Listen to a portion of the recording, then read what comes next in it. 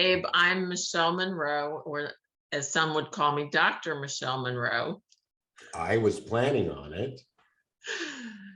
I am a retired Army colonel who was stationed at Fort Stewart for a few years and absolutely fell in love with coastal Georgia. So I live right outside Savannah in Richmond Hill, Georgia. Oh, okay. I love Savannah. I had an incredible 10 days in Savannah. That's not necessarily for this podcast, but it's a definite amazing story that I wrote a short story about. It was so unbelievable. Oh, wow. Yeah. It is a fun town. Beautiful. Yes. Haunted. Haunted, rich history. Yes. Very good history. And more history is coming about. If you've heard of the Weeping Time, and that's coming to fruition, learning about how slaves were actually sold in one of the squares here in Savannah. Well, I mean, I guess, you know, the history of the United States was just going to unfold forever, because there's too many secrets anyway, right? So you can't possibly air out all of America's dirty laundry. It'll take a millennium and into itself. So tell me a little about your experience with the Army. I want to know about that. So I spent 28 and a half years in the Army, and I worked my way up through multiple levels. I was actually the first person to go to college. And so I started out in the Army because the Army offered me a scholarship in nursing school. And I said, yes, sign me up. Of course, I have a family that is 3 generations of military. So going into the military wasn't uncommon. But what's an interesting point about that is no one had ever served in the Army. And I joined the Army, and no one was an officer. And I was the first officer in our family, first person to graduate college, and then continued on through the ranks. I had 10 different duty assignments, which were all in fabulous locations. I tell you, that's the nice thing about the military. You definitely get to go to different locations in the world. I've been assigned to Hawaii, Texas twice, Washington State, Germany, DC, and lastly here at Fort Stewart, Georgia. So I have no complaints whatsoever about my military career and the opportunities. They sent me back to school for my master's degree. I got through a civilian education at University of Maryland. They paid for my salary as well as my tuition and everything that I needed. It was incredible. And so that's when I became a midwife. And most people don't realize that we actually have midwives in the military. So it's a little bit a different piece of the military that people don't know about, because there's less than 40 in the Army. Wow, so you're busy. And then I went to, they sent me to school again to get a master's degree in strategic studies. And so they paid for that. And then I actually paid for my doctorate. So I really felt like working, at the time I was working at a university, and I felt like having a doctoral degree was important. And we were just working on switching the curriculum from a master's curriculum to a doctoral curriculum. And I felt like that gave me relevance to actually go through a doctoral program at the same time my students were doing it. Wow, awesome. So I guess all this is leading you to run for Congress. It is. So I really felt compelled to run for Congress because, one, my military background obviously is a life of service. When you serve your country, it kind of gets ingrained in your blood. And I have been retired for a year, and I just felt like I'm not done yet. I still have more to give. Oh, you look so young to be retired. It would be, a waste of all that young energy you still probably have. That's right. That's exactly right. And so I wanted to give back to my community, and I looked at a couple different ways to do that. And I really just felt compelled that Georgia needed some change, and we needed to make Georgia better, especially in the healthcare arena. And what met better person than someone who's got a healthcare background, who's been the hospital CEO, the first ever female commander at Wynn Army Community Hospital, as well as being a midwife, where Georgia's maternal mortality and infant mortality, we rate 50th. Wow. And depending on the polls you're looking at, we could be as low as 50th for all the states in the United States. Right. Well, I have to say, I am someone who is taking on whatever role I can to try to make sure that we keep the House and Senate blue. I really think the military people with military background are amazing candidates.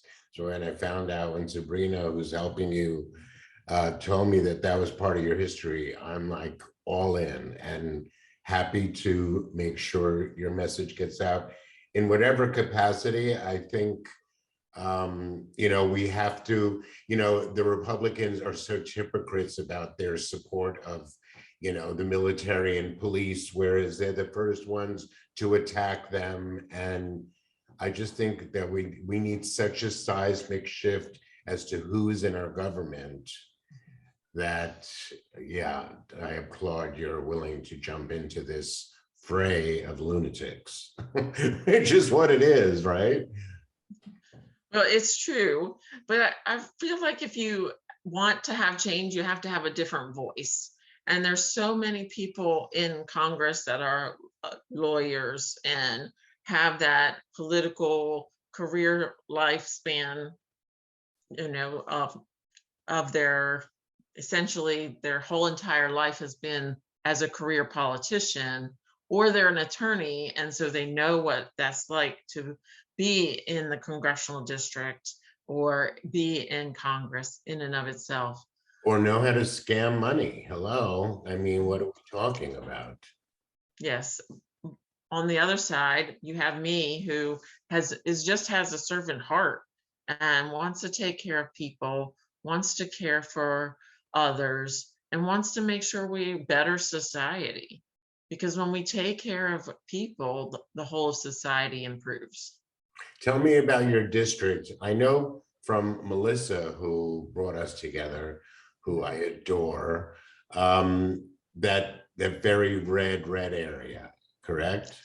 It absolutely is. It's been a red area for the last 30 years. And interestingly enough, for the first congressional district, they've only had 2 people in the seat. So they had someone in the seat for 18 years, and then the current person, the incumbent Buddy Carter, has been in place since 2014. And so I look to it as, if you want a different voice, if you want change to happen, you need to have a different person to take that role. And having somebody who really has that servant heart and will take care of people is that difference.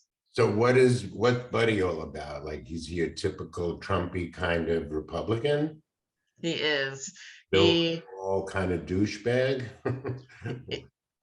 Interestingly, he says that he did not, the election was fine for him, but it wasn't okay for Trump.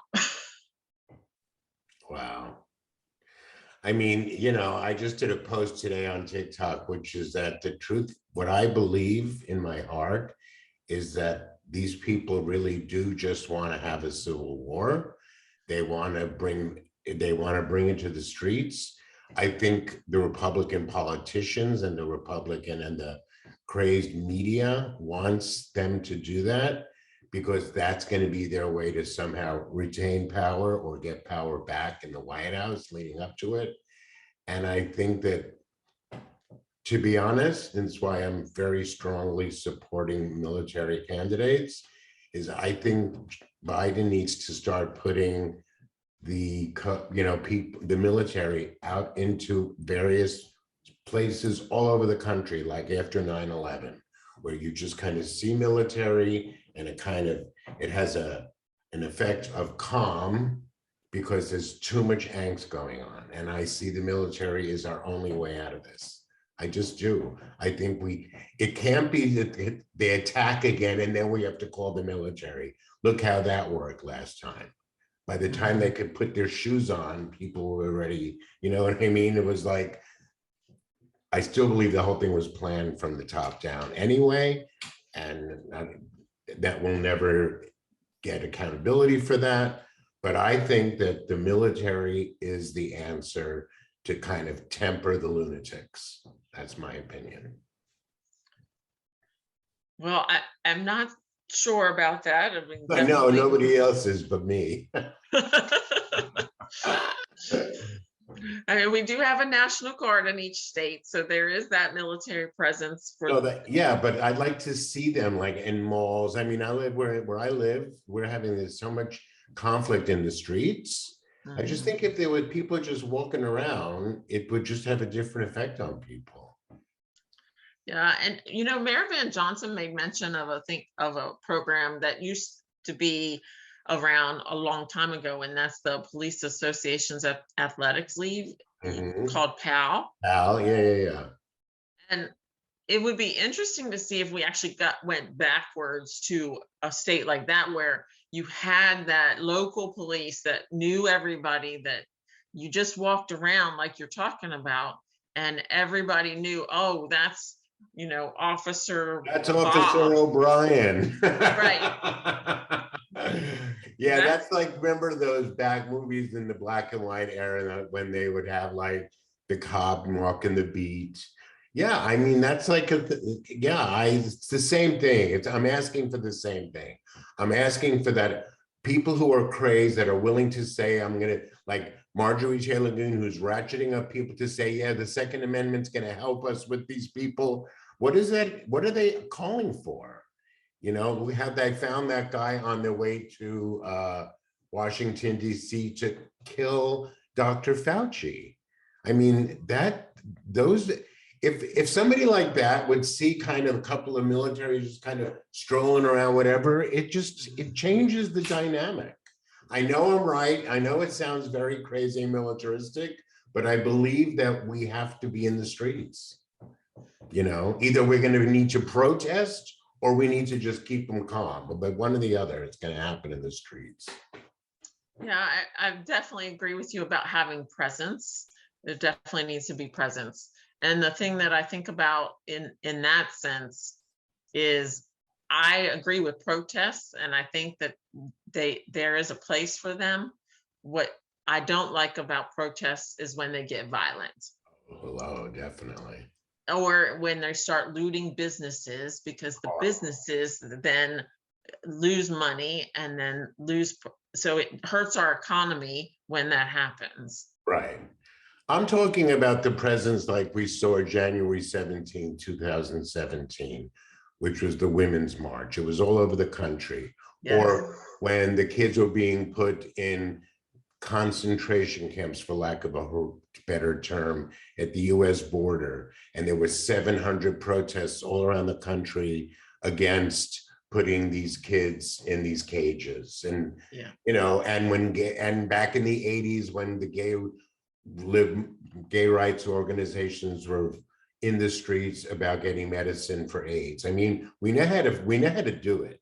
You know, yes, we do know the violence that happened during the George Floyd, I think, was just ratcheted up because, again, there wasn't that kind of presence to calm that down. It comes out too late. The damage is happening. Then you try to, no, I think we have to, there's too much weirdness going on in the streets. Yeah. Too much weirdness. And it's not only just like the lunatic Trumpers, you know, it's the people that are doing the grab and steal things, you know what I mean? That's like this unacceptable, like in California, it's like, oh, okay, just do it. And it's setting the stage for what? So now anybody can just do it? It's just, no, you need a presence in the streets. Well, and you need to have accountability. And I think that's one of the things that what you're talking about with California not doing anything, and even holding Trump accountable for some of these actions, we're just not getting there. And I appreciate the fact that we are investigating and that they're taking this methodical approach, and it takes time, because absolutely, if you're doing an investigation appropriately, it takes time. Right. Let's talk about the things that you really stand for, your platform, and let's give you that moment here. Well, let me just mention real quick that in my time that I was the commander of the hospital at Fort Stewart was 2018 to 2020. So I really was the person in place when we started the pandemic. Mm, And so people talk about, well, she's a woman. Can she be a leader? I led. Not only did I lead, but we led efforts to ensure the safety of our 86,000 beneficiaries that we took care of within our hospital, but also so that we could make sure that our soldiers were mission ready, that if anything were to happen, that they were ready to go out the door. And we had to put policies and procedures into place to make sure that we kept them safe, their families safe, and make sure that we still did our mission. And right. we were able to do that. We put into place, we positioned our hospital so that if there was a need for it to grow in capacity, because it's a small community hospital, that we could actually take on more patients than what we normally would. Of course, we'd have to have additional staffing, and we look to our military to backfill us like we did in New York City, in Washington State. But we had plans in place for that. Mm, Because when you're a hospital commander in the military, you're not just overseeing the hospital in and of itself. You ensure the health and safety and welfare of the entire military community. right. And so it's a big deal. And I think that's important for people to understand, because you think of, oh, you're a hospital CEO, but there's so much more when you're a military hospital CEO. Oh, that's good to know. Yeah. And so you asked me about my platform, and being a nurse and a midwife, I kind of relate my platform to the lifespan. And so my biggest thing initially is about reproductive freedom and being able to choose how a woman wants to take care of herself as well as her children, because that's how it starts. When we take care of families, we actually take care of, again, the whole of society. Right. So it starts with pregnancy and maternal and infant mortality. It starts with the choice of, even before that, the ability to have contraception in a way that you choose, because it makes a difference. It's your body, and you get to choose how you want to take care of it, because the ramifications of a pregnancy loss in any way, that woman is dealing with that, no one else. And that can last for a lifetime. Women are afraid to talk about having a miscarriage or if they had an abortion, but that's something that they deal with every day from a mental health perspective. And we need to be able to talk about it. Right. And we need to have that choice for them. When they go to deliver, Georgia has a D- according to the March of Dimes for maternal or for infant mortality. And in Chatham County, which is where in Savannah, it's actually a 13.3% from the March of Dimes. So it actually increased. It's worse than any other state across the United States. And if you're a Black or brown woman, you actually have 3 to 4 times more likely to have maternal mortality than a white woman going into that same hospital. Wow. So I get a little passionate because this is what I care about. That's your, yeah, they know that's your background for sure. But then that, that leads to, if a woman, something happens to a woman that affects the family. But if we take care of the woman and she's strong, then that builds the family. And so then I go to education. We must have lifelong education. And it starts as early as pre-K. We need to have education programs that are available and accessible to every person, no matter where you live, no matter what your walk of life, no matter what your family does for a living. We have to have high quality education. Right. And someone asked me earlier, because of the pandemic, what's that look like in a virtual world? Well, I think there's a balance, and there may be times where you bring people in, but as symptoms are getting worse, then you take it out, right? So you kind of have to figure out what's that balance in that location, especially during the pandemic.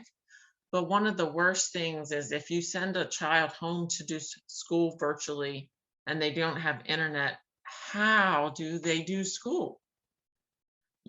So you have to ensure that the resources are available to them to actually be able to do school. So what's the status in Chatham County in your district with internet, which, because isn't that part of the infrastructure package that was planned?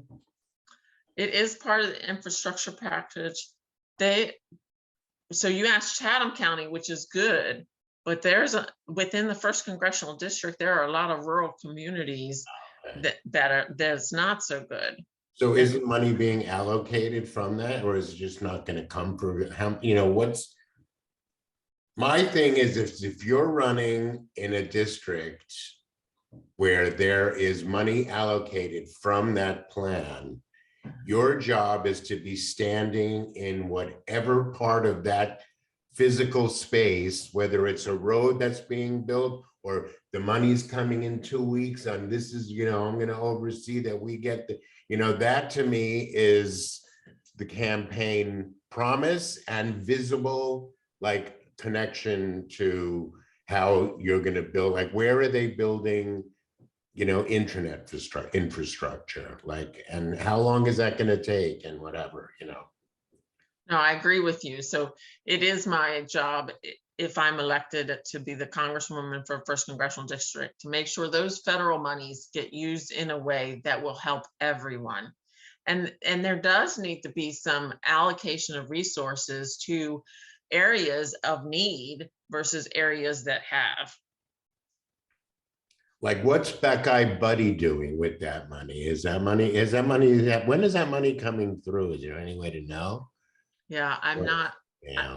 I don't know the answer to that. I'd have to do a little research. Yeah, no, but as part of the campaign, I think that's important. I mean, it's still early days. Of course, when you are when you're after the primary and you're on one of the candidates running against Buddy, that's important because that's going to get you votes, especially women in this. The women's vote to me is critical for this next election cycle. Yeah, I agree with you. And based on the 2010 census, this district is 51% women.